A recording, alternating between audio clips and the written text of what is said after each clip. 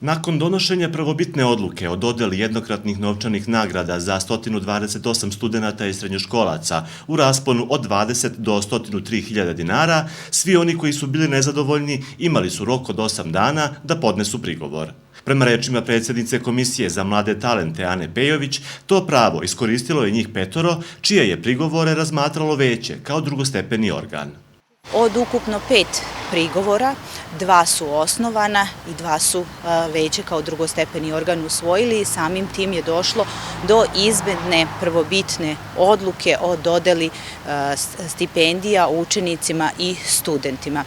Ove izmene dovele su do novog obračuna iznosa nagrada. Ukupna sredstva koja su izdvojena za ove nagrade budžetom opštine Prijepolje su 6,5 miliona dinara. Tih 6,5 miliona dinara raspoređuje se u zavisnosti od broja studenata i prosečne zarade objavljene u Republici Srbiji prema zadnjem podatku Republičkog zavoda za statistiku. Sada, s obzirom da su ova dva prigovora koja su usvojena, jedan učenika, jedan studenta, bili u kategoriji od 20% od prosečne zarade. Oba.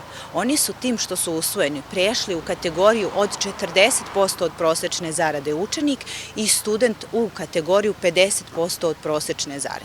Pošto, kao što sam rekla, imamo ograničena sredstva, to je taj kolač koji moramo sad rasporediti na drugačiji način u zavisnosti od broja učenika ili studenata po tim kategorijama 10, 20, 30, 40%, onda je izvršen novi obračun, utvrđen je novi koeficijent i onda su ta sredstva koja su izdvojena za te namene, da kažem, preraspodeljena u nekom novom iznosu koji je uticao na sve pojedinačno, znači na pojedinačno učenike i studente, jer odluka nije bila konačna.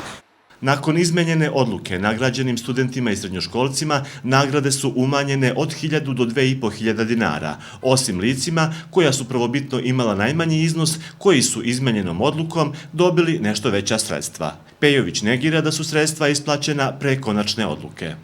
Nakon donošenja prvobitne odluke, sredstva naravno nisu bila raspodeljena jer odluka nije bila konačna.